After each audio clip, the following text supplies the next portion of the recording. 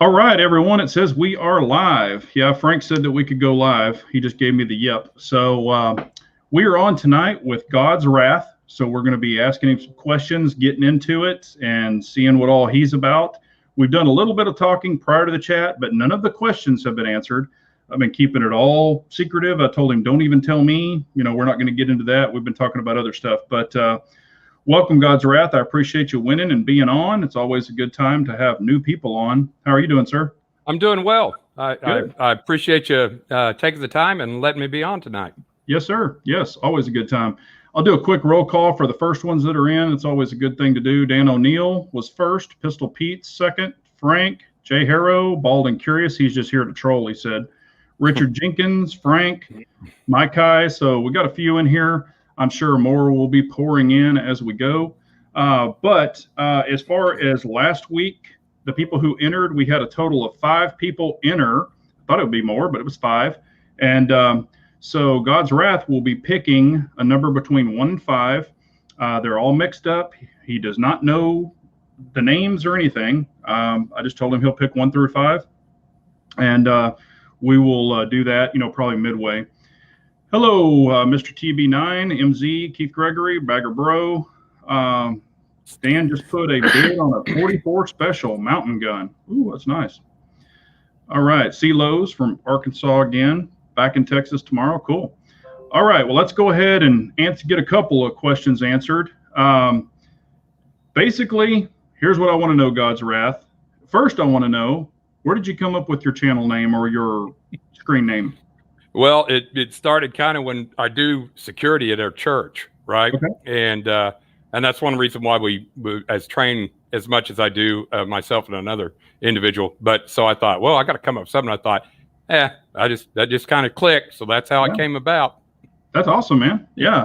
Now, just out of curiosity, since you brought that up, is there any particular training? Do y'all do, or do y'all just go shoot, or do you have any organized training that you do for that? Well, since the COVID thing hit, it kind of put a, kibosh on that. But I usually go shoot about it's with the ammo crisis. It's put a big hit on it. I used to shoot Saturday and Sunday, right? Okay.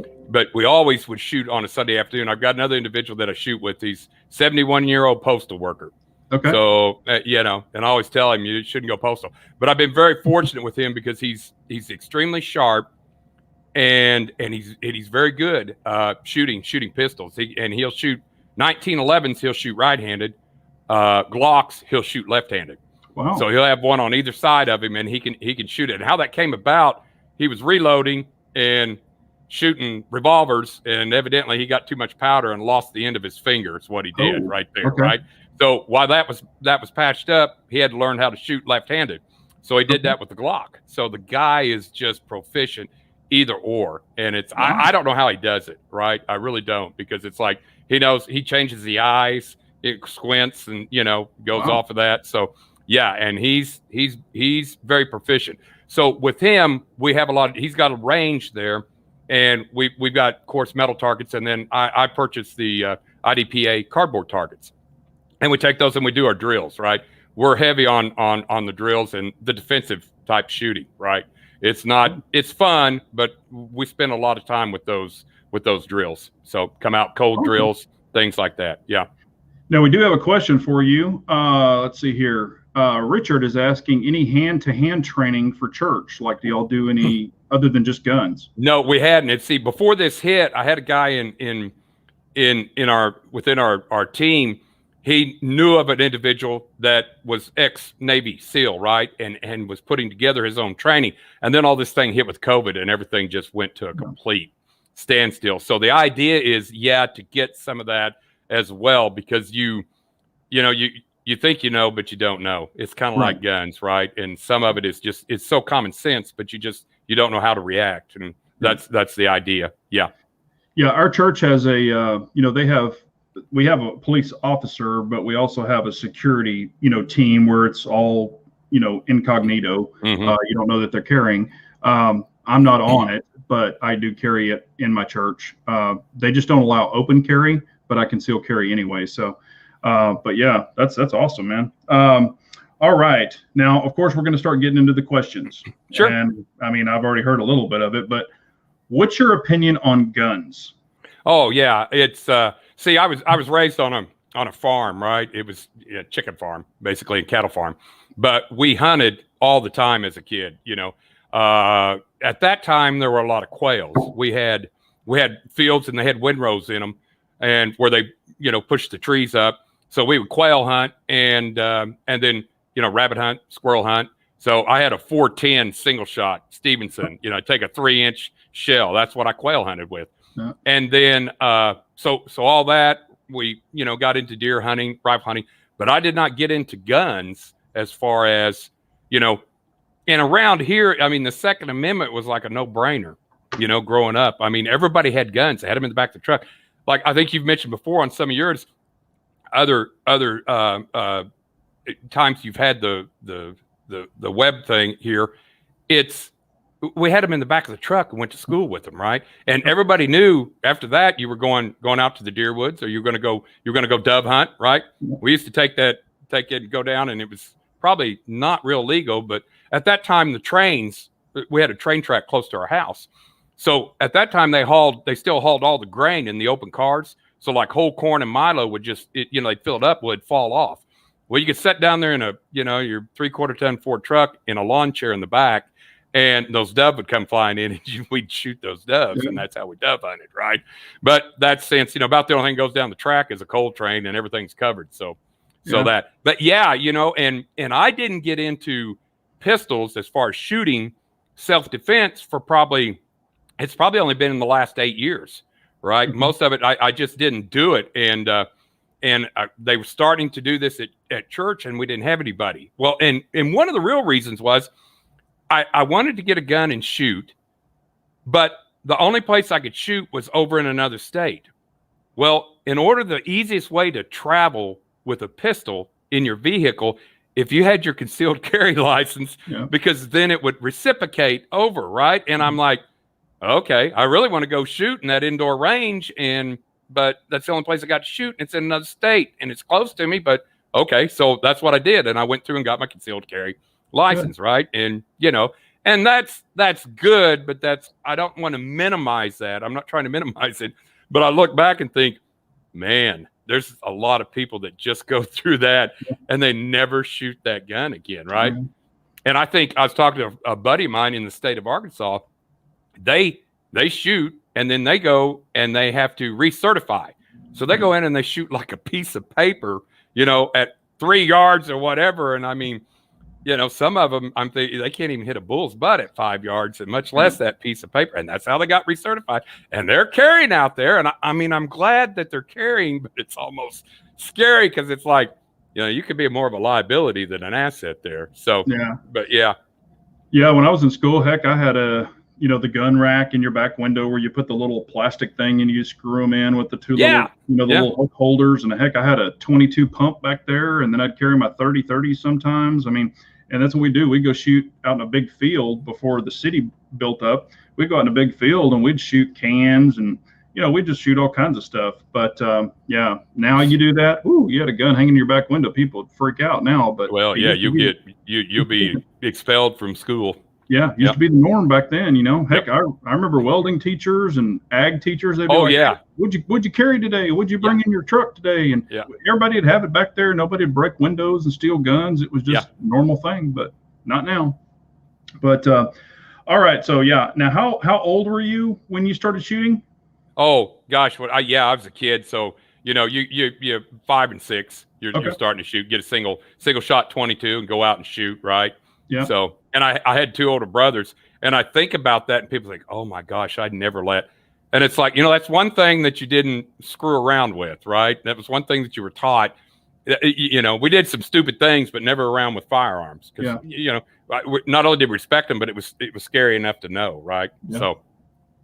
Yeah, I remember matter of fact, the coaches allowed us, if we were playing one of our big rivals, they would bring a car out and they would paint like the rival's name on it, like Plano or whoever. And we actually would hit it with sledgehammers, and they would donate the money to charity and stuff like that. And when we would haul them off to the farm, because they were all beat up, we'd haul them off the farm, then we'd get to shoot them. Our ag teacher let us shoot them. So that was pretty cool. But that was all fun and stuff. Now, okay, I asked everybody this. What's your favorite pistol? You can only pick one. And what's your favorite rifle? You can only pick one. Sure. Favorite pistol is Glock 19. Yeah, okay. I carry that. What's funny, when I got started, I had, in playing sports, I had separated my shoulder and didn't realize it. Also, I had tore the rotator cuff. Well, when you're 17, you're like, man, it's fine, right? Well, I didn't have that surgery done till it was late, 5-6 years ago. But the point was, I started carrying, and I could not carry back on the hip, right, at 4 o'clock, 3 o'clock, whatever. So I had to carry appendix, and I had to carry appendix out of necessity. I could not reach back and do that at all because of that shoulder, which was probably a godsend anyway. But the first gun I got to carry was a Springfield Armory Mod 2, because I carried appendix and I was scared to death I'm going to shoot my junk, right? I mean, I was scared to death. And it had that grip safety on it, right? Yep. So I carried that, right? Well, like everything else, you become a little more knowledgeable and you get around. It's like, it's not the gun, you keep your finger off the trigger and you go. So it was training and whatever. And then I got out of that and got into Glocks, and I've been in Glocks ever since. So yeah, I'm a Glock fanboy, but now I don't only have Glocks. I've got some CZs. I've got 2 CZ P10s Cs, and then I've got the 10S. I've got some, the H&Ks, VP9s. So I've got a Smith & Wesson 45 single stack, that 45 in there. I really like that. But yeah, as far as what I carry, and the whole thing that I've gone through is, when this whole thing started, COVID, and of course, when we saw what was going to happen in the election, I just started buying up mags, right? So I could have mag compatibility. I was preaching. It's a mag a week if you can, or every couple of weeks. So that's my favorite gun. I carry that in some form, shape, or fashion, because you can get the little slide adapters from Lone Wolf, and you can take a 19 and stick a 26 frame on it, so you've got a 26 long, right? The Gen 4s, you can't do that because with the 17 to put on 19 because of those locking lugs. But you get a Gen 5 17 and a Gen 5 G19, you can do it with that slide adapter. You can put the 17 slide on that Gen 5 19 frame. So I'll carry that. But as summer comes along, I'll begin to switch over to that 26 frame with that 19 slide on it, right? Yeah. Okay. And I carry appendix, and my holster, I always got an extra mag with me. And sometimes I've carried another mag in the back pocket, So, but as far as favorite gun, what I really like is I like the AR-15. To me, it's just a neat, simple gun on how it operates. And one of my favorite ones is HM Defense. They make a gun that's got the barrel, and it's integrated. The gas tube or the gas block is integrated into it. It's all machined in all one piece. And it is it shoots sweet, and it's straight, and it's, yeah. Cool. Yeah, that's awesome. We got some more people coming in. I just want to say hi. We got Fina, CZ Shadow 2. Let's see here. See if I'm Zeus, Mr. Zeus. He's a Texas guy. Keith Gregory, A-Dubs, C Low. See if I missed anybody. Guy Comment. But yeah, as far as and if you want to tell people what state you're in, that's cool too. If you I'm in Oklahoma. Okay, all right. Yep. So I won't hold Oklahoma against you. I know. And I won't hold It's not Texas, you. But I know it's close. Well, I mean, like I always say, Oklahoma sucks, or we'd fall in the ocean. So that's right. That's right. And there's Armsman. He just jumped in. Hello, Armsman. But no, that's good. And I do travel to Oklahoma quite a bit. So, hopefully when I go over there next, I can get in touch with you. We can physically meet up and look up. We'll take you to our outdoor range. We'll shoot some. That would be a lot of fun. But yeah. And, as far as the appendix, like you were talking about, I carry appendix, and I have, I carried appendix forever. And then I went to the 4 o'clock because I was getting bigger in the belly. And then, but big guys can carry appendix too. I mean, but but yeah, I prefer appendix because you're keeping everything in the front. Like if you bump, and I know this when I was carrying at the 4 o'clock and stuff, I could bump into somebody and, they'd bump my gun. They'd kind of look at me weird, like, what the hell was that? That wasn't skin. That was something hard, so, and, I don't know. I just always felt like people behind you could just, grab it. It's Sure. just a weird feeling. And that way you're keeping everything at your front. And I find it's faster to draw because you can just boom, pluck it right out of there and you're good to go. You don't have to reach around your body. And even in the car, I mean, the way that I carry is I put the seatbelt behind the gun and I can literally, I just pull my shirt up and I mean, I could draw from the car so much easier. I don't have to reach over and do anything. And exactly because the way the basically the temperature of society now, right, and everything that's gone on, I never thought that much about it, but driving down the road, I mean, it's the road rage is it's unreal. So it's crazy. Yeah, I've even talked about it on videos, and I even did a video where, I mean, it's in the holster and I just, I was just pulling it out of the video and just showing, hey, here's how easy it is.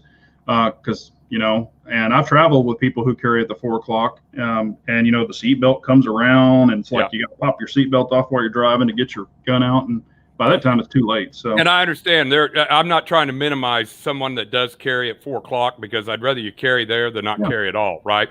But I was in the same boat. I was scared to death, and I thought, "Wow, this is just you hear some horror stories, but then the more you work with it, the more you train with it, the more you carry it. It's not a dangerous thing."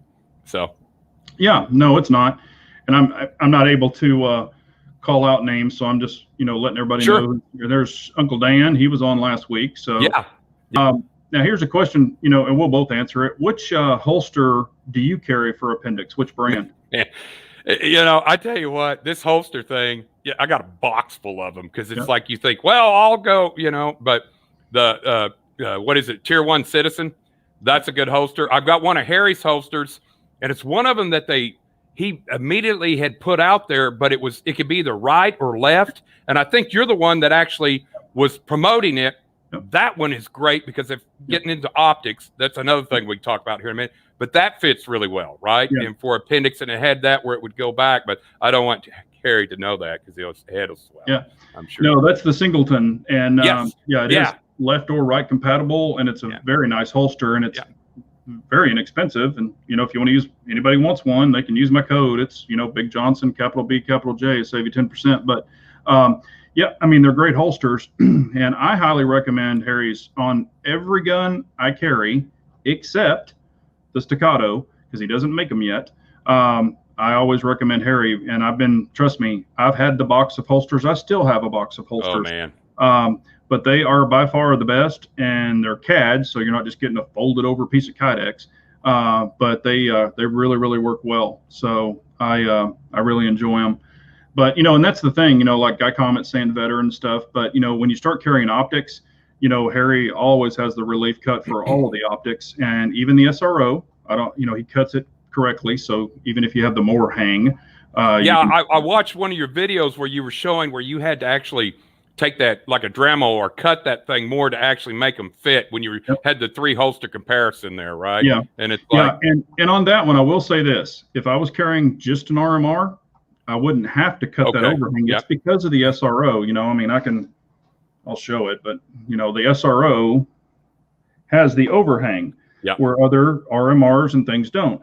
However, like Harry, he accounts for it because he shoots them too. But some holster companies, they don't recognize that yet, even though many people are carrying it, even for a carry optic. But now I think more are starting to do it. And that's one thing about QVO that I do appreciate this. He even carries his SRO. So it's all personal preference. It's whatever you like. But when you find something that really, really works, and like Harry has I'm a wedge guy. I'm a wedge and a claw guy.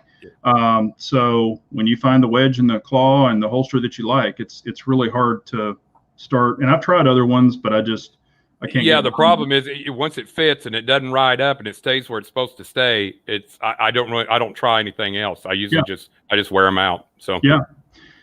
Hello, Tactical Considerations. Appreciate you coming on, and being part of the Hey, group. I do watch that guy. Yeah. Yeah, he's a good guy. Well, again, I'm sure his head will swell, but he does a good job. Yeah, no, he's a good guy. But yeah, and there's a lot of people who make holsters. I'm not knocking anybody that, maybe I haven't tried or things like that, but I've tried a bunch of well-known brands. Some they just don't work for me and what I'm trying to do with it. But they could work for other people. So I'm not knocking anybody. I've been carrying for I've been carrying for over 20 years now or more. So I've been carrying. And how much difference is there in the holsters now to the holsters that you carried 20 years ago, right? Freaking night and day. Back then they didn't know what wedges were, and that's when I used to buy the Dr. Scholl's little foot inserts, and I'd chop them up and I'd stick them on there with super glue and hot glue. And I've got some holsters. I gave a bunch of them away, and to friends that had the guns. But I think I still have a couple of holsters for probably way back when I was carrying. And also the thing back then was a lot of leather holsters. And I'm not knocking leather holsters, but when you wear pretty much 24, I won't want to say 24/7 because I don't sleep in them, but when you carry that much, with leather, you're going to get stretch. And if you're going to buy leather, I highly suggest horsehide because it is less moisture, or it's more moisture wicking. And they only came out with those probably about 10 years ago, but cowhide will absorb moisture. It's going to, dilapidate. It's gonna, form, and I've seen many guns fall out of leather holsters. And people get them form fitted at first, but over time, that's the thing about Kydex. It never loses its retention. It just won't do it. Yeah. But like I said, it is for, different people, different folks. But, I've had the, custom 1911s that I used to carry, and the outside waistband tooled holsters. These holsters were $250, $300. They weren't cheap, but that was what we carried back then. So, kind of like the Texas Rangers, they, carried some of these really nice holsters and probably still do, but they're just not. And also, even for your draw, if a lot of, if you've been wearing it all day, it kind of conforms to it, and it can actually stick to a gun, and it will ruin the finish on a gun. And I've tried to draw the 1911, and it was kind of sticky or humid that day, and the gun doesn't come out like it does on Kydex. So you got to get that. Got to get that quick draw. Good luck sometimes. But that like Armsman, he builds holsters too, and he's saying with the CNC molding, new holsters are a lot better, and the process is not as complicated as it used to be. And I've had anywhere from just wrap over holsters, where they're kind of making it in a garage, to high end holsters. And Kydex is just where it is for me. And the thing, also, a lot of people don't realize, when you're putting your gun back in, on leather, it kind of closes back together. Nylon, those sticky holsters are worthless. They close back together too. With Kydex, it always allows it to go in and out, so you don't ever have a problem. But well, you bring up the point about red dots, and we get this out of the way now. I was not a red dot guy. I shot just regular sights, and part of it is the eyes are getting older, but the other part is that they've become so much more reliable and more, as far as durability with them, right? So what I've done, I've made the point. So I got a Holosun 507, right? Mm-hmm. Then I got one with the where's it at? Vulcan, 507, and then I picked up a Holosun just recently. I got it. It's the 509T. Did you watch Sage Dynamics 10,000 round review? Yeah. He just beats the heck out of it. I think it's gone through 5 drops. I think it was like total of 5 drops, and that thing is hammered to hell, but still working. Yeah. So. Yeah. He drops them 5 times after every 500 rounds. Yeah. It's just unreal, right? Yeah. And I thought, so I've got a Glock 19 that is an MOS. Well, they're not the greatest things to put on the standard MOS, but that works pretty well. So I'm going to stick that 509 on there. But, flip side of this, more Glock info. I'm sure they'll really appreciate it, all you Glock fans. Hey, it's all about you, man. Yeah, I saw, I'm glad you said that, Big J. Yeah. It's all about me. There we go. This is, you're the guest. Yeah. By the way, Your other two members that used to be on here, they're just holding you back. So remember that, okay? Well, no, they're good. They're good guys. I don't bash anybody. They got other stuff they're doing. So but I do want to say happy birthday to Mr. TB9. He is turning 66 tomorrow. So happy birthday, sir. That's awesome. Yeah, and that is. Yeah. Anytime you're up vertical, that's a good thing, right? I was gonna say, yeah, because I'll be there, too. So.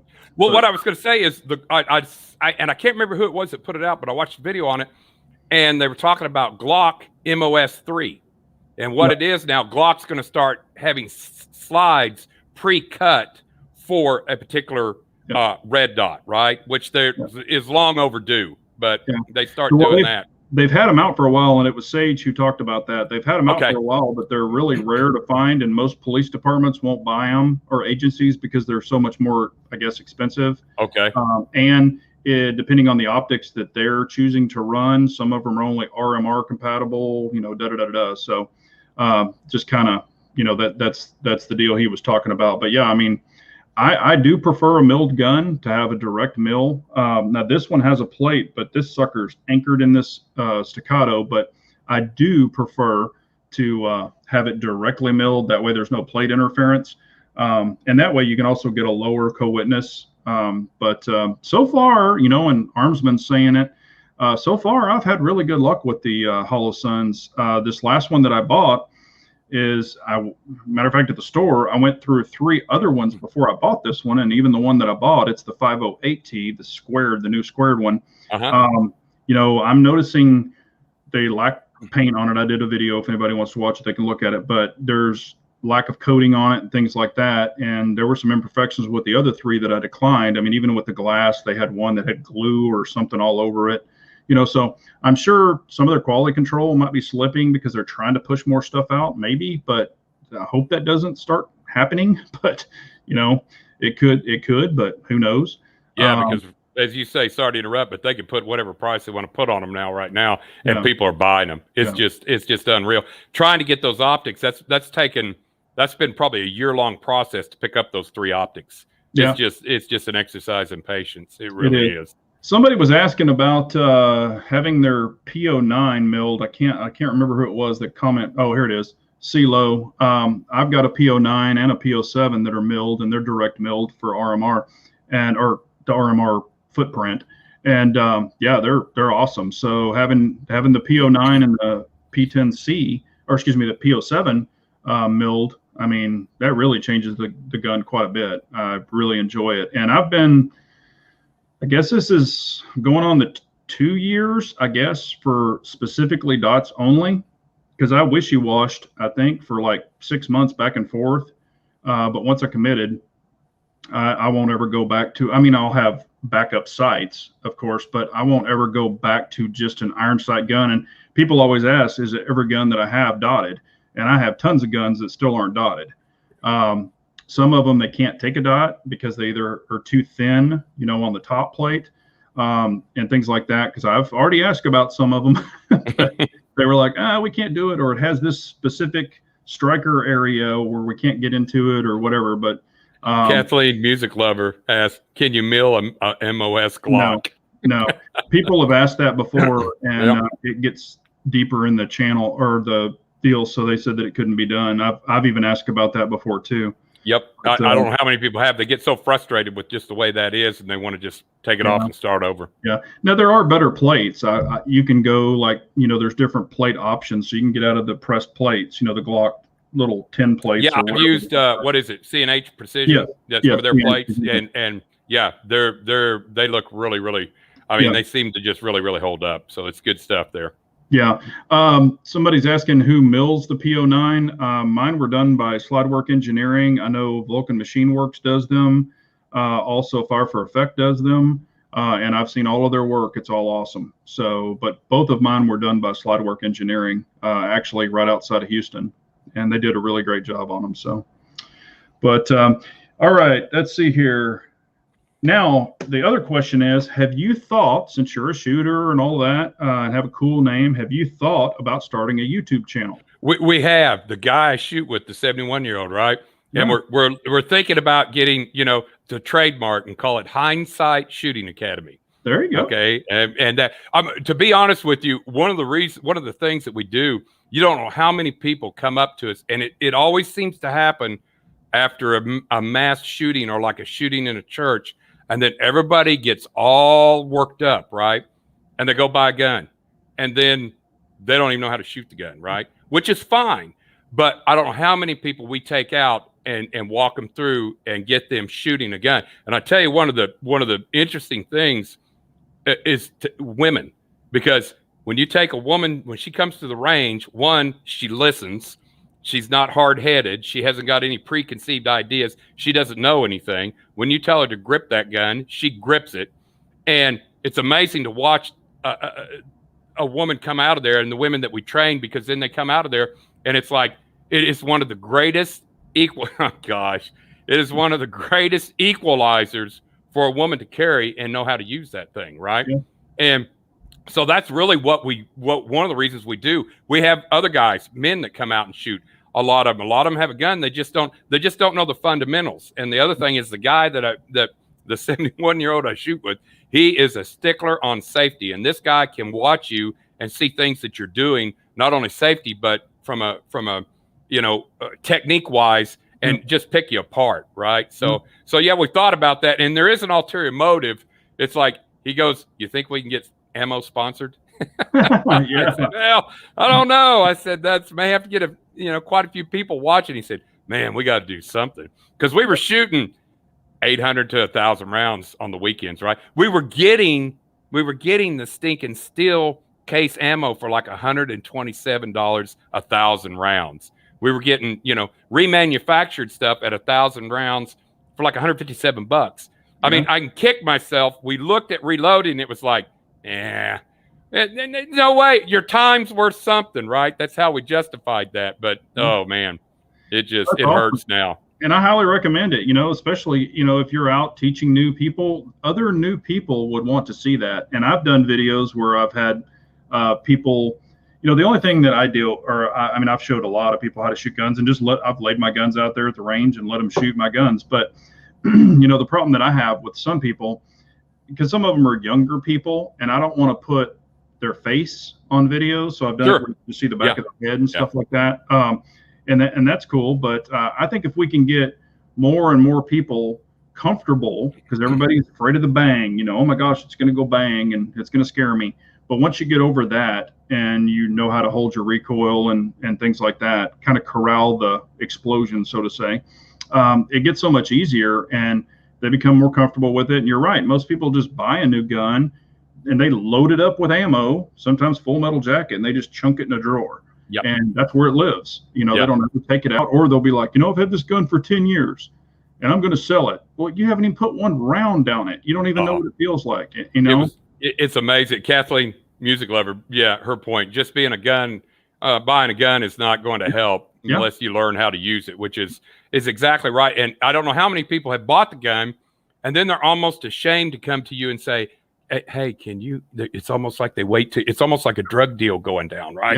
Yeah. Hey, can you help me? And it's like, yeah, come on. Because I'm telling you, hell has no fury than a woman that knows how to use a gun, because if Mama Bear is going to protect those baby bears. So, and plus, if you get, what's amazing, you get one, and next thing you know, they've got somebody else that wants to get trained. So they'll come out. But to your point, that's not so much what we want to video, but we do want to video some of the stuff that we pulled, because who was it last week? Shooting with Uncle Dan? Yep. Was he on here last week? He was talking about, you need something to, put you under stress, right? Well, it's almost like, we go out and shoot, and you shoot very well, and as soon as you get a timer and hit the beep, everything goes to heck in a handbasket. Right then, it all goes south, right? So that having that stress, it was one of many points he brought up, but that was an excellent point. You need to have that stress. That's just like, people. I never really liked timers. I thought timers were a joke, to be honest with you. And I remember I had a guy make the statement. He said, you always heard there are no timers in a gunfight. No. And he said, oh yeah. He said, you hear that first shot? That's your timer. Yeah. And you better be ready to go, right? Because he said, more than likely, you're probably going to wet your pants. Your heart rate's going to go up to about 200 beats a minute. And then are you going to be able to hold the gun and shoot what you shoot at? Because, you know, you read the statistics, and I'm preaching to the choir. Most of those people that have done that, they, after something happens, you say, well, how many shots did you fire? They don't know. Yep. They just pulled the trigger, you know, pulled the trigger. So and some don't even remember getting their sight picture. Yes, know, exactly. Don't even remember looking at their sights. Yeah. You know, if they're shooting a sight gun. That's the thing about a dot. You know, you can look at the target because you're not looking at the dot, or you shouldn't look at the dot. You're looking at your target and let the dot just go over your target. Yeah. That's why it's actually simpler to teach a dot to a new shooter, because I've got perfect examples of it in my personal family.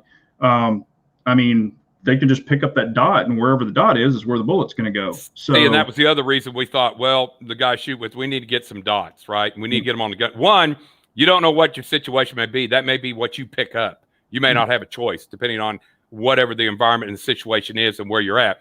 The other is that newer shooters feel more, because if they can hit something, I mean, it's frustrating as hell for somebody to go out there and shoot and can't hit anything, right? It's not fun. Well, if you can get them to hit some things, get them to feel confident and enjoy it, it's like anything else, you know. If it's, why would somebody want to come back out there if it's not fun? Well, they wouldn't, you know, and I don't blame them. So, and a lot of this, you know, lining this up is difficult for people to understand. Yeah. You know, but just looking at a dot, they're like, or, you know, putting the dot over the target, they're like, wow, that was easy. Yep. You know, because I've asked people that have shot, you know, my dot guns. I'm like, have you ever shot a dot? Matter of fact, one of them was a doctor, and he shoots a lot of guns. He owns a lot of guns, and he's a full-blown doctor. And I'm like, have you ever shot a dot? And he's like, no, I haven't. I'm like, there's 4 of them right there. Knock yourself out, you know. And he picked it up, and I mean, I didn't have to tell him a thing. He just held it out there and was like, bang, bang, bang, bang, bang. Yeah. And matter of fact, the gun was a P10C. That's what he was shooting of mine, because he has a P10C. Well, he was shooting his P10C, and I looked at his group, and it wasn't bad. It was like at 7 yards. It was about that big. Hell, with the dot, he shrunk it up with the same damn gun. He shrunk it up quite a bit, and he was like, wow, that was so much easier. And I'm like, there you go. You know, it's not hard. No. So, and as we were talking before, you know the guy by name, and you've met him, the Samurai Warrior Project, that guy that shoots a dot. Zelensky. Oh my gosh, that I watched that and I thought, and I'm worried. That's ridiculous. I said, you know, you need to be able to shoot a dot. It's just unreal. Yeah. But that guy, and anybody that says fat guys can't carry appendix, you go watch him. Yeah. He can get one out and shoot with a dot, and it's like it's 1.6 seconds, and it's unreal. Yeah, Scott's a beast. He is a hell of a dot shooter. Matter of fact, I want to take one of his classes when he comes back. He came to my area and taught a class, but it was LE military only. Yeah. But when he comes back, and I would love to take a Sage Dynamics class too. I would really like to take it with Aaron, and I know he has his guys that teach it too, but I would love to take a class from him personally. But, you know, hopefully when all this ammo crap calms down, I'll be able to do that. But I just don't want to go out there and blow like 200 or 300 rounds. I mean, it's still going to be valuable, and I have the ammo, but I just, you know, it's like right now, I don't know how long this ammo crap's going to last. So that Samurai Warrior, I checked online on his, and there was closest one to me was in Little Rock, Arkansas, and it was booked. Yeah. I think those things get booked just about as quickly as they come online, and they're booked out. However far out they go, they fill up quick. So it was like, Yep. So yeah, and I did, and I know that God's Wrath and I were going to talk about that. Real quick, just a quick question: were you ever in the military or an LE? No, I was not. When I got out of college, I came close to going into the military because I graduated college in '87, and I can tell you what, the job market sucked at that time. And there was 2 or 3 of us that really debated to do that, right? And my background was in electronics, so I scored real high on and going in as in electronic warfare, but they were looking at a warrant officer, right? But I thought, man, that's I'll hold it out, stick it out. Plus, you're going to spend a lot of time traveling. And then I ended up getting into computers, and I traveled more than I ever had than probably I would have been in the military. But yeah. All right. Somebody was asking, and I did want to answer this question. I can't remember who asked it, but somebody was asking about the Mantis, and I'm a big Mantis fan. I have their, here it is, Armsman. I have their original Mantis, and I loved it. I've even done videos on it. I've had their X10 for, I got it as a prototype, or got it before it officially came out. You know, I've been working with them for quite a while, and I love the X10. It's a great unit. Matter of fact, I have their new one, which is their laser training aid. So, and it's kind of unique, and I'll give you an example how it works. I got the travel pack, so it comes in a pack, and you put the laser in your gun. So you take all the ammo out, you put the laser physically in the barrel, and it comes with a dowel rod to pop it out. It's super easy. And what's neat about it is it comes with a little tripod, and you angle your phone up at the target. It comes with these little small targets. They're about a little bigger than your phone. And you can set it over on the counter or tape it to the wall. It comes with these little sticky things where you can remove it. So you put that on there and then angle your phone at it, and it actually goes up and shoots a picture of it. So when you shoot, you can have it on suppressed mode or you can have it in loud mode. So it actually sounds like a shell casing hitting the concrete. So it goes ding when you hit, and you can just sit there and shoot it. So every time you pull the trigger, you know, the laser activates. You have a Mantis X or a Mantis app, and then for the laser, you have a different app, but they combine all together for your library. It's just two different apps, but it reads the targets. So there's like 8 or 10 targets to choose from. It's the neatest thing. I'm still testing it. I've been playing with it for probably about 3 weeks. But so far, I'm really liking it. So if you're interested in a laser, they have it now. Or the other one works with a gyroscope. So it shows you everything you do. And I'll actually even cheat it. I'll be like, hook my finger way in there and make it do it. And it'll say too much trigger slap. I mean, it tells me exactly what I do. So I highly recommend Mantis. I've never used the Cool Fire. I know Bald has, but this, you know, as far as loading up air and doing all that, I mean, you can kind of get that from airsoft, in my opinion, which I've started getting into airsoft. But I think for ease, traveling, you know, all that there stuff, you go. You're on the road all the time, right? Yeah, so you got to do that, right? That's one thing we invested in was airsoft, and I thought this is going to be a joke. It wasn't. It's really helped. It really has. It's amazing, and you don't realize how, you know, you think, well, I'll hold this gun really tight. Well, it's got probably the crappiest trigger on it you'll ever get, and try to hold that with your grip. So it enforces some of the fundamentals. It does. Yeah, well, this airsoft that I have, it's I don't know if anybody's seen the video, but it's actually a Baba Yaga. So it's a 5 1/4 inch STI clone. So I have the STI grip. I've got the 2011. I mean, it's got actually a pretty nice trigger on it. So it's actually very similar. Very similar to your gun, right? Yeah. Except not I don't carry a 5 1/4. I could, but I don't. But now TB, and we were going to talk about this. He's asking any updates on Biden's gun control tomorrow. Now he is supposed to announce on Thursday. I do have some information that has been leaked already. Let me pull it up here. Here's what I'll just read this real quick. Okay, Biden's nominee is Giffords Gun Control Group Policy Advisor as ATF Director. The name is Dan Zimmerman. He is on the he's going to nominate him supposedly. Gun Control Group Policy Advisor as ATF Director. Giffords David Chapman. He's Law Center Policy Advisor. What I have heard, or I have gotten sent to me, his name is David Chapman. He's a former ATF agent and a current senior policy advisor to the Giffords Gun Control Operation. So to sum it up, Sniffy is going to throw the gun grabbing community a brontosaurus-sized bone, nominating one of their own. But supposedly what he's going to be going after is concealable, and we all know where this is going, concealable automatic or assault rifles or pistols. So that means he's going after braces, which I figured that's what it was going to be. Also magazine capacity. He's going after a registry, which we figured that was going to happen. I don't know how much of it's going to stick, but supposedly that's what he's trying to assign. And a magazine ban or registration even for magazines. So, and there's even some more stuff that I haven't heard about yet. So that's what they're supposedly going to go after. He's going to try to sign something tomorrow, but supposedly Thursday is the big day. where he's supposed to announce everything. So we'll just have to see. But however, this is where you have to decide is if you've had enough of this BS and you're going to comply, or you're just going to say piss off and whatever, because this is a joke. We can't just keep giving our freedoms away. Thou shall not be infringed, God-given right. And I really hope that every freaking lawyer out there stands up and starts just following those lawsuits, because this is well, you talk about that, but that's where you're going to be able to hit them at, because if you hit them with a lawsuit and hit them with money and tie them up, it's almost what it's got to do to make an impact on that, right?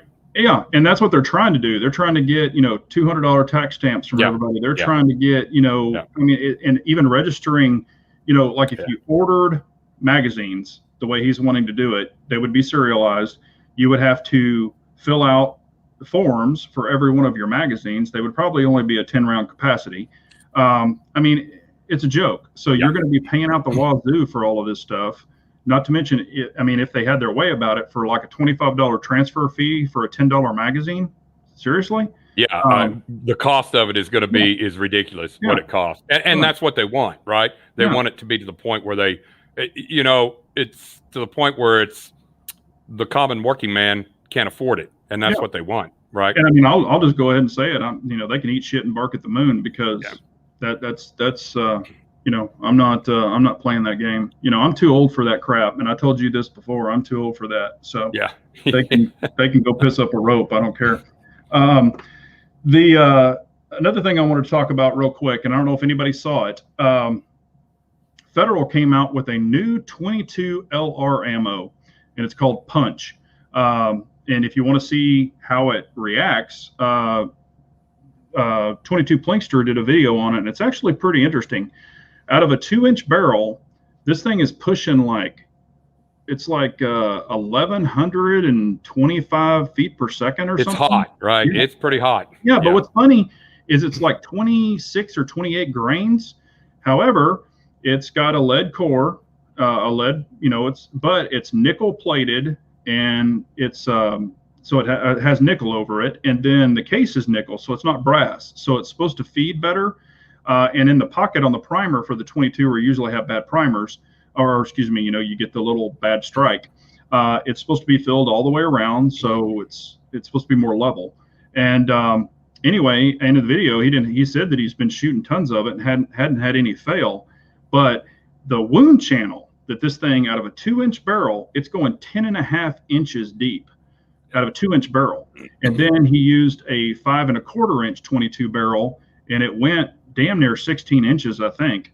But the channel that it's leaving, it looks like a middle, my middle finger, which is big, but it's a pretty serious wound channel. And then he compared it to a Stinger, which just left the line. It didn't even leave a wound channel. So, and Federal had it up on their site, but they sold out of it while he did the video.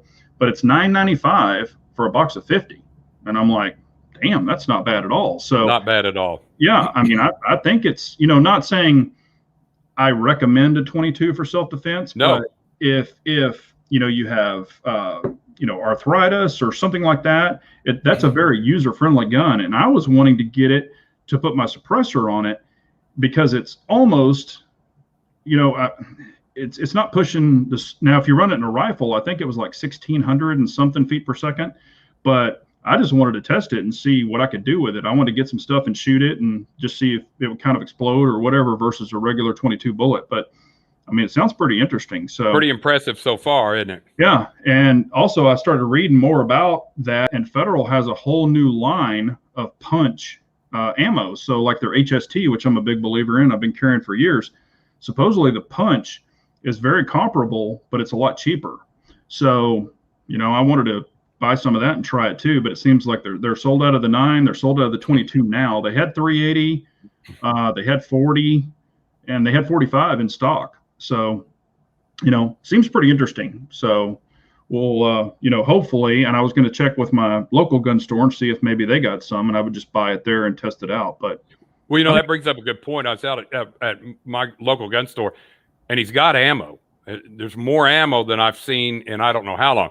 It's not cheap, but he's able to get ammo. There's ammo in there, right? Where before I'd go in there and I'd give him a hard time. I'm like, you call yourself a gun store? What is this? They have no guns, no ammo. And he just shake his head like, I know. And that's, and I talked to mine about it a week ago, or actually last weekend. And they are getting in more ammo. They're stocked up on guns, and they still kept their prices very, very reasonable. When I was in San Antonio, I'm in Austin tonight, but I was in San Antonio yesterday, and I went by a store there, and they are just literally raping people. I was looking at the prices, and I was like, good Lord. I mean, it was really sad, but people were still buying it. And depending on this legislation that comes out, or proposed legislation, it may all go just the other way again. Yeah. So, and that's like I said, who knows? Because they're trying. Oh, another one was stopping online ammo sales. Supposedly, that's what he was trying to push for also. So, it's not only going to hinder us from getting ammo a lot of places, but it's going to put a lot of the retailers who do, were just strictly, online. It's going to, crush. He's just basically been killing jobs since he's been in there, between the pipeline and all this other stuff. So I don't know, but it is what it is. So let's see here. Yeah,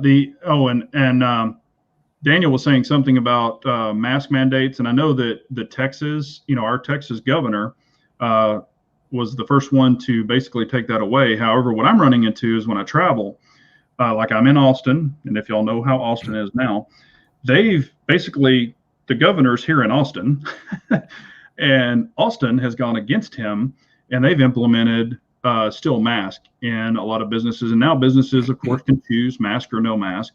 But what I'm finding is all the hotels are masked. I mean, I'll walk around without them and they'll scream and holler, but whatever, it is what it is. But. And I've been working for home for a year, right, with what I do.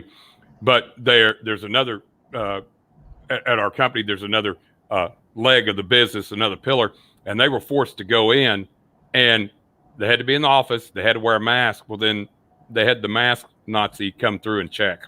Yeah. So they were having to, and the problem is, these companies are going to, you don't have a whole lot of choice when you're working for them. You want your paycheck, or you going to, and that's, people were complaining. It's like, guys, I understand, but I said, hey, you like your paycheck, or if you don't, you can go you'll have to find something else, but you're going to have to wear the mask because they're going to enforce it. Yeah. And it's, it's just, it is what it is. Yeah. And I look at it this way. What are they going to do? Take away my birthday? I don't care. But all right, well, we are definitely getting towards the end of the chat. Now, what we're going to do, and I will say the winners or the winner, and I'll show the chat that or the names. And if y'all want to enter for the next one, because I think this has been a hell of a good time. We've had Steve L, and Steve L's in the chat, and I appreciate him being on, but he was a great guest. God's Wrath has been awesome. Of course, Uncle Dan's awesome. So this has been a hell of a lot of fun, and we are learning. Someone said this, we're learning, I think Pistol Pete, we are learning a lot about our community out there, and the people that follow us or follow me and everybody else and come into this. It's really neat meeting them, talking to them, finding out about them. So far, everybody's been really cool, which I figured they would be, but this is a way to get, people out there and let other people know that, hey, other great minds think alike. We're all on the same page. So I think this is a good time. But all right, well, God's Wrath, what you're going to do is you're going to pick 1 to 5. Have I told you the names on this list? No, sir. No. Okay, so you don't know. It's all rigged. It's all rigged. Yeah, I know. I'm damned if I do and damned if I don't. That's right. I've mixed up the names on here, so they're not in order that people signed up. And if you want to be on the next chat, after this chat goes to the replay, not right now. When it goes to the replay, go on there and say, hey, I want in. I'll enter you for the next chat. I'm trying to be as fair as possible, but I've mixed up these names, but I need you to pick a number between 1 and 5. Okay. 5. Oh, well, here's who you picked, and I'm going to show it. We had Red Menace Shooting, Michael L., Richard Jenkins, Wheeled and Weld Arm, and Wiley's Guns. And Wiley's Guns 1776, and he was number 5. So cool. I'll show you the list. So Wiley's Guns 1776 is the winner for next chat, and I think he's on this. I think he's out there. So Wiley Guns, I will in the next one. I'll post my email, just like God's Wrath did. He contacted me. We set this up, and so Wiley Guns will be the next winner on the next chat. So that's awesome. Yeah, and I would encourage every one of you, if you don't have a problem, do it, because as Big Johnson said, it gives you an opportunity to put a face with the name, but also other perspectives, right? What people are thinking and the stuff that they do, because it was just like that deal with shooting with Uncle Dan, and he made that comment. He said, anything to induce stress, and it's like, yeah, you've got to do that, right? And it's like, and Steve that was on there was talking about some of the things. Of course, he's a Glock guy, so he's got to be. You can't go wrong there, right? So it's just interesting. It really is, and you find out it's a pretty tight knit group. Everybody's, So, like I said, we're all like-minded people, and I'm just a normal, everyday guy. I'm not anybody special, and I just enjoy talking about this and my experiences, and try to take people along. There's things I like, things I don't like, and things I've tried that work great, things that don't work great. So, I just like to share my experiences from a normal point of view, not a well-edited point of view. And y'all watch me shoot, so I don't edit anything. I show the good and the bad, but I just try to keep it real. So that's what this is all about. But yeah, this has been a blast, and it's been great, knowing you. And like I said, if you start your channel, please send me a link. I will post it up. I will tell everybody, hey, go, and it's Steve L. And of course, I told everybody to go subscribe to Uncle Dan. But like I said, if you crank off a channel, let us know. It'd be great to follow you and see what y'all are doing, especially if you're, teaching new shooters, or even about your church organization. I would love to hear about that more. I know other people would be too, because it's, like I said, I look at it this way, and I've said this before. If stuff does get bad, who do you want on your side? Exactly. That's exactly right. Yeah. So, there is a reason it's called a militia. So if stuff gets nasty, that's what we're going to have to do. But and we always have great, great comments on here. And if y'all want to get some last questions in here, please ask them. If I missed them, I'm sorry. But I would definitely be interested in, watching other people progress. I even thought about, I have a person that they're not anti-gun, but they're not, hardcore gun. They're a little intimidated, but I've asked, and it's a him, but I've asked him, let me, let's do a series, and let me just take people through it, who are kind of completely new to guns and intimidated, because you're not the only person out there. That's the thing. You'll find out, and there'll be other people that'll hit you up, because they think they're the only ones, and they're, they're not ashamed, but they're embarrassed to ask. And it's like, and that's what it is. I mean, and I always say this, we're grown ass men and grown ass women, but there's a lot of pride there, and people don't want to ask for help, and people are intimidated, or and I've been at the range before, and I've been blasting shots off, and people are like, holy crap, what's he doing over there? And with practice and efficiency, you'll get like that too. And like I said, there is not one gun out there that I'm afraid to shoot. I don't care what caliber it is. I've shot 50 BMGs. I haven't shot a tank, or anything out of a tank, but that would be cool. But if it goes bang, I'm all about it. So it's just, people have to get over the bang and the sensation, and after that, it's cake. It's fun. So. And yes, I have had other people shoot, the 300 blackout suppressed, the 22 suppressed, and people were like, wow, that's so quiet. I like this. And so I have trained newer people with the 22, suppressed, and that's a lot of fun. And then, kind of gradually get them up to, and I'm talking family members, get them up to higher calibers, and they're just like, hey, this is the way to do it. It's a lot of fun. So, yeah. But Uncle Dan is saying God's Wrath. What is he saying here? God's Wrath did a great job. Cool guy. Yeah. I mean, appreciate that. Yeah. So far, all three of these guests have been awesome. And I'm sure Wiley and, Wiley 1776 does have a channel, so y'all can go over and subscribe to him. But like I said, it's just neat doing this, and, learning about. And you gotta stay on top of that subscribing, because it just, every once in a while you'll think, where's the video? What's happening? I'm not getting anything. You go look, and you've been unsubscribed. That's happened to me, and I think, dadgummit, and you know, you go back in. So yeah, and that happens all the time. I've had people come on and say, "Man, I was subscribed to you, and I haven't seen your last 2 videos," or they'll, you know, go on an old video and go, "What happened to you?" And I'm like, "I'm still here," and they're like, "It shows I'm not subscribed," and they think I kicked them off, and I'm like, "No, I didn't kick you off." So, Drew Bradley had a good comment there. You know, talking about I enjoy bringing new people to the range, slowly walking them through. Yeah, that's exactly right. It's amazing. It's almost, you get more out of it than they do watching them. You know, as they become, and they're like, "Hey, this is pretty neat," and you see the light go on, right? Oh, It's like, when they hit the bullseye and start giggling like a little schoolgirl, I'm like, "Oh yeah, that's awesome," you know. And that's the thing. Everybody has to start somewhere, you know. Some people have never driven a manual car, but once they drive a manual car, they're like, "Hey, I did it." You know, same thing with riding a bike or shooting a gun. It's, you know, take everybody along for the ride, and then let them shoot fruit, and you know, and then you know, whole birds, chickens, things like that. Yeah, or frozen pig heads. That's there you go. Yeah, that was actually fun. But yeah, and you know, I was gonna say, Redbird's saying it, you know, give it a chat or give it a thumbs up. I appreciate y'all for this. You know, we will do this again next week. Wiley's going to be on. I don't know if he left the chat. I hadn't seen him in a little while, but I'll let him know. I don't have his number or anything, but I can go on and leave a comment on his channel, let him know he won. But yeah, and keep in mind, this ain't easy because you're traveling all the time. Yeah. You throw this, you know, it's one thing to do it in your house, but you have all your purdies around you and everything. Oh, there's my laptop and everything. But traveling, trust me, because I've traveled a bunch. We had discussion before, and it ain't easy. So I appreciate you doing that and keeping it going. Oh, thank you. Yeah, I actually have 2 laptops. One is my YouTube laptop with my, you know, webcam. So I carry it in my briefcase. So I got 2 computers, webcam. I carry this crap all over the place. So kind of got a system down. Been doing it for a long time. It seems to work, but sometimes I run into hotels with crappy internet. We know that happens sometimes, but yeah, it's been a great time. I really appreciate you coming on. If anyone has any questions for him real quick, we'll get a couple more questions in and then we're going to call it a night.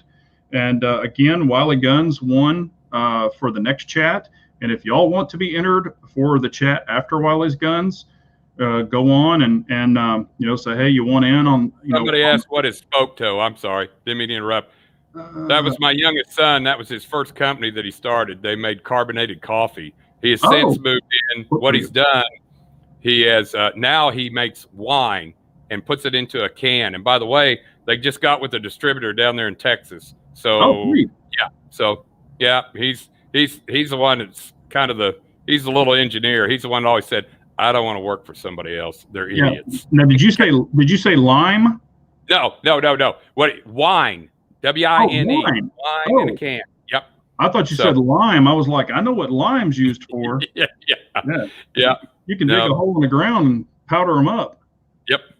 Yeah. Oh, that's awesome. Is it Red Menace is asking, is it house wine? Well, yeah, it's a mimosa, right? They've got a red mimosa and a pink mimosa, right? And the thing is, they're the smaller cans, so many people it's kind of has taken off because they don't have to open up a bottle and waste a bottle. Yeah. Zeus wants to speak to you about your car's extended warranty. Oh, really? That's pretty funny. Yeah.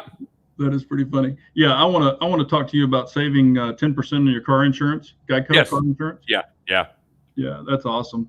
But it looks like a lot of people enjoyed you being on. I definitely enjoyed you being on. Yeah, it was fun, guys. I really enjoy this because I can, as you can tell, I can talk for hours. Well, everybody knows everybody knows I can too, especially with like-minded people. Now, that's the thing, right? When you're talking to the other side, you can just say, "Thou not shall be in friends," and just shut your pie hole.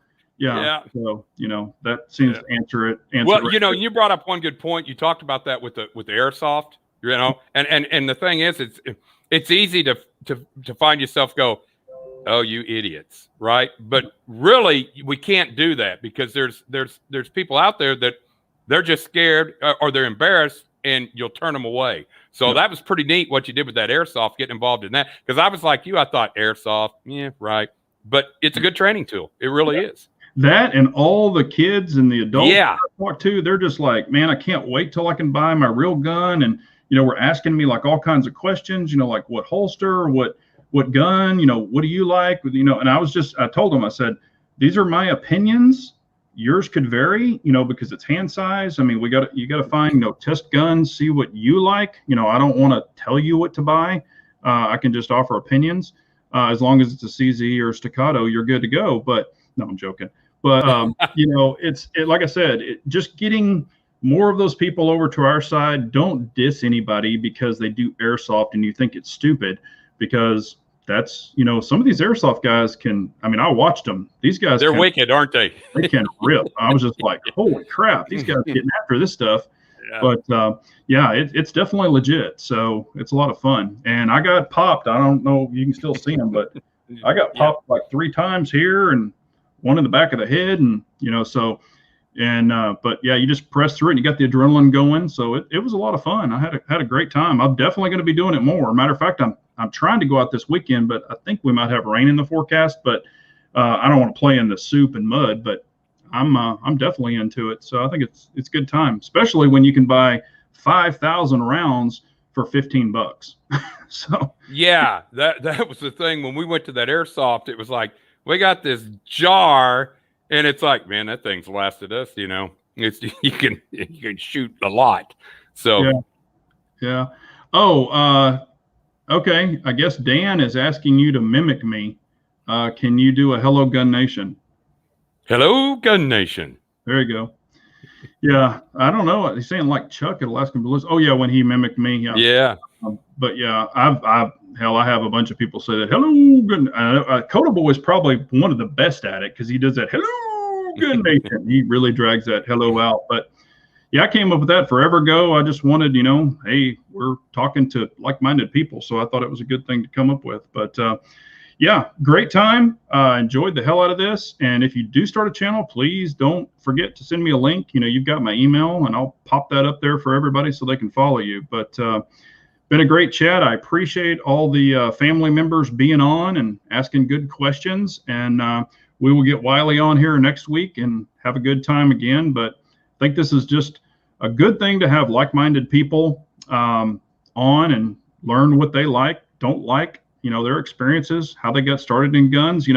I keep waiting to get that one that's like, I just got my first gun last week. Yeah, wouldn't that be great? Just somebody get on and say, oh no, I've been watching you for about 6 months, and man, I just bought my gun yesterday. Yeah, I'm gonna be like, all right, heck, I might even drive out to that person and hook them up with some ammo or something, if they're in my local traveling area of 5 states. But yeah, that, like I said, I think it's a good fun time, and I've enjoyed doing it. But I appreciate all y'all. We're gonna go ahead and head out when about 7 minutes over. And thank y'all so much. Remember, an unarmed nation's a weak nation, so we all have to carry on. But real quick, I did forget to ask. So, and I know you're a Glock guy, but the gun check, you got your gun on you. We're not going to show them, but you got it. Oh yeah. I'm appendix, and there it is, and the Glock's on me. Yep. And mine's right here. Y'all saw it just a second ago, or part of it. But I appreciate y'all so much. Hit that thumbs up. I definitely appreciate it. Get that algorithms going. And if y'all need anything, leave comments after this. But sign up for the next one if you want to be on. I would love to have people that never thought about doing it. Jump on here. We'll have a good time. So thanks, everyone. Y'all have a great night, and God's wrath stay on. And thank y'all, everybody. Have a great night. Thanks, guys and gals. Yeah, and gals. We can't forget the gals.